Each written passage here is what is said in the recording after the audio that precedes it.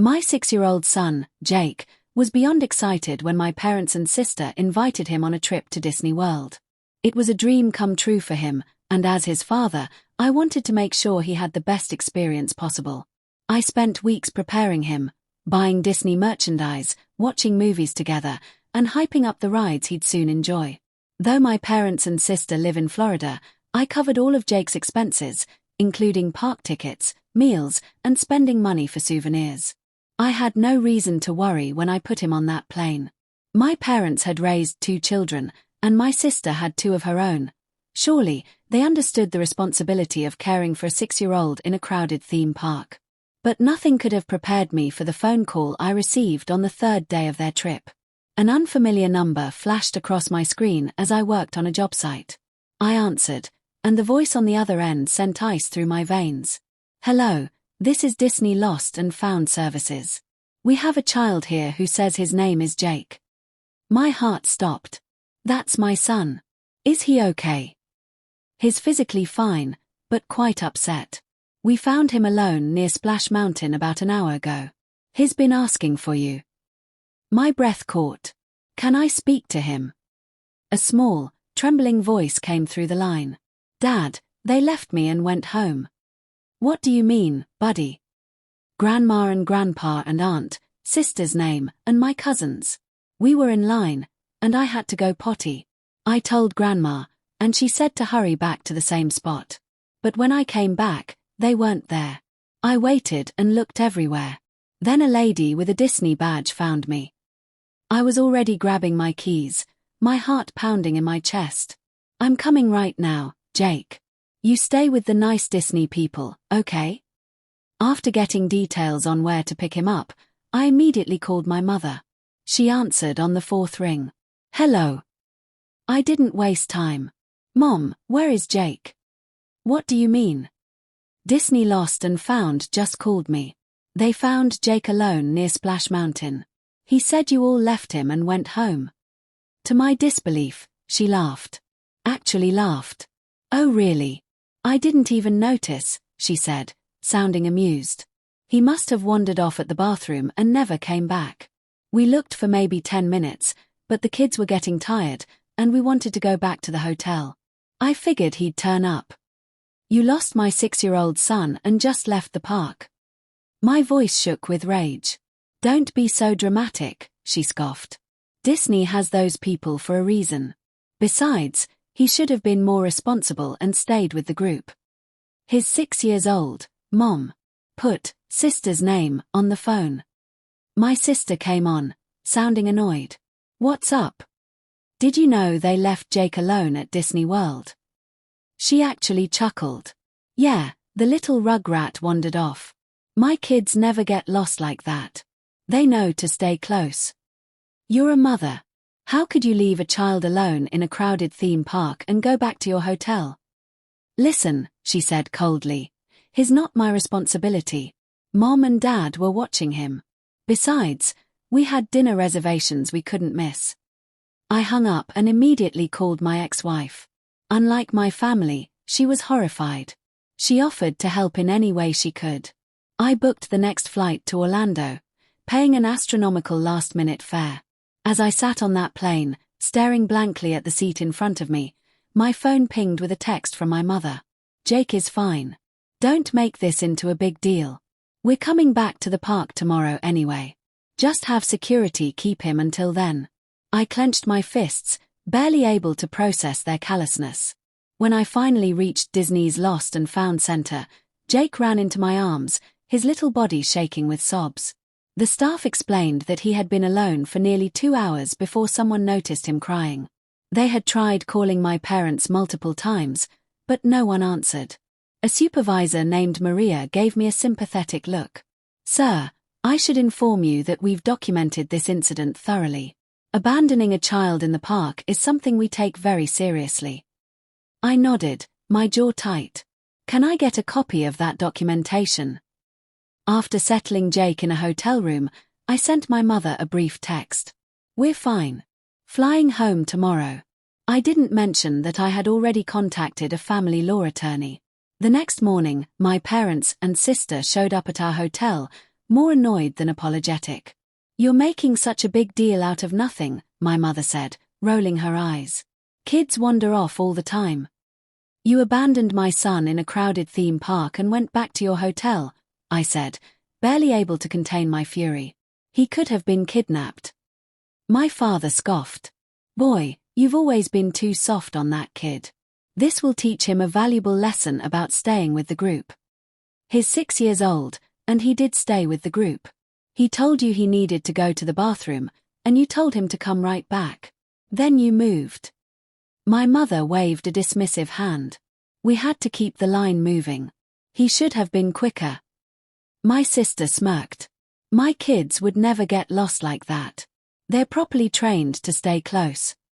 At that moment, Jake came out of the bathroom, rubbing his tired eyes. The second he saw them, he froze. Instead of running into their arms, he backed away and stood behind me.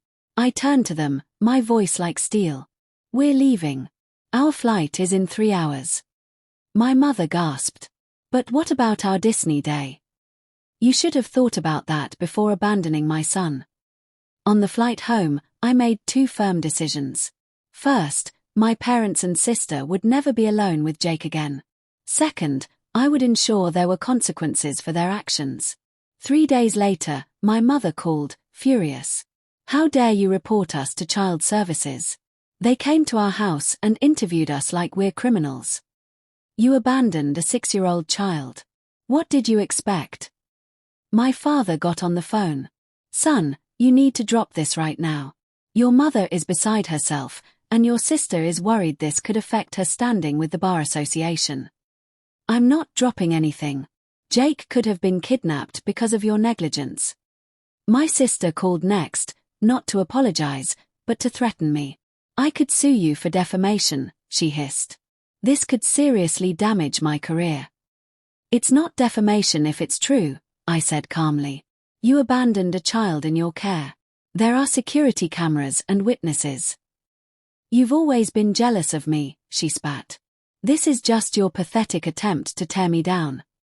Over the next few weeks, my family alternated between threats and guilt-tripping. But they had no idea that I had been quietly building a case. They wanted to play dirty. Fine. I was done playing nice.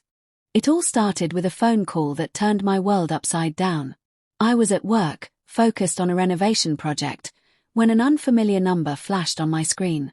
"Hello, this is Disney Lost and Found Services. We have a child here who says his name is Jake." My heart stopped. "That's my son. Is he okay?" "He's physically fine, but he's quite upset. We found him alone near Splash Mountain about an hour ago. He's been asking for you." Then, I heard his small, trembling voice. "Dad, they left me and went home." Panic surged through me as I tried to make sense of his words. My 6-year-old son had been left behind, alone, in one of the busiest theme parks in the world. I barely heard the rest of the call as I grabbed my keys and rushed out, already booking the next flight to Orlando. But first, I called my mother. She picked up on the 4th ring, sounding completely unbothered. "Mom, where is Jake?" "What do you mean?" "Disney just called me. They found him alone near Splash Mountain. He said you left him." To my disbelief, she laughed. "Oh really? Didn't notice." My stomach turned. "Mom, you lost my 6-year-old son and just left the park. Don't be so dramatic. Kids wander off all the time. Disney has people for this. Besides, he should have been more responsible and stayed with the group. He's 6 years old." "6?" I demanded to speak to my sister. She answered with a chuckle. "Yeah, the little rugrat wandered off. My kids never get lost like that. They know to stay close." "You're a mother. How could you leave a child alone in a crowded park and go back to your hotel?" "Listen," she said coolly. "He's not my responsibility. Mom and Dad were watching him. Besides, we had dinner reservations." I hung up and called my ex-wife. Unlike my family, she was horrified. She offered to help, but I told her I had it handled. By the time I reached Disney, Jake ran into my arms, sobbing. The staff explained he had been alone for 2 hours before a cast member found him crying. They had called my parents multiple times, no answer. A supervisor named Maria handed me a folder. "Sir, we take these situations very seriously. Everything is documented." I took the paperwork, knowing exactly what I would do with it. The next morning, my parents and sister showed up at my hotel room, more annoyed than concerned. "You're making such a big deal out of nothing," my mother scoffed. "You abandoned my son in a theme park and went back to your hotel," I shot back. My father chimed in. "Boy, you've always been too soft on that kid. This will teach him to stay with the group." I saw Jake out of the corner of my eye, his small frame pressed against the wall, fear in his wide eyes. Not running to them. Not relieved to see them. "We're leaving," I said. "Our flight is in 3 hours." "What about our Disney day?" my mother demanded. I met her gaze, unwavering. "You should have thought about that before abandoning my son." On the flight home, I made 2 decisions. 1. My parents and sister would never be alone with Jake again. 2. There would be consequences. 3 days later, my mother called, furious. "How dare you report us to child services? They came to our house and interviewed us like criminals. You abandoned a 6-year-old in your care. What did you expect? We expect you to handle family matters within the family. Do you have any idea what this could do to your sister's reputation?" Then my sister called. Not to apologize. To threaten. "I could sue you for defamation." "It's not defamation if it's true." "You've always been jealous of me," she hissed. "This is just your pathetic attempt to tear me down." The threats didn't stop there. She filed a false complaint against me with the contractors board, accusing me of shoddy work. It was a blatant lie. But it cost me time, money, and clients to defend myself. I decided it was time to stop playing defense. First, I called my ex-wife. She was immediately on board with restricting Jake's contact with my family and sent a letter through her attorney in support. Then, I reached out to my brother-in-law. He had no idea. My sister had told him a completely different story, that Jake had wandered off despite multiple warnings, that they had searched for an hour, and that security had assured them they would find him. When I showed him the Disney documentation and played the recorded calls, his face went pale. "She lied to me," he whispered. That was just the beginning. The investigation findings came in: child endangerment and neglect. The report explicitly noted their lack of remorse. For my sister, as a lawyer, the consequences were immediate. The ethics committee placed her under review and her firm relegated her to background work. Her marriage began to unravel. During therapy, the counselor pointed out a pattern of entitled behavior. My brother-in-law reached his breaking point when my sister finally admitted the truth. I left Jake because he was annoying, and I wanted to enjoy the park with just my kids. He moved out that night.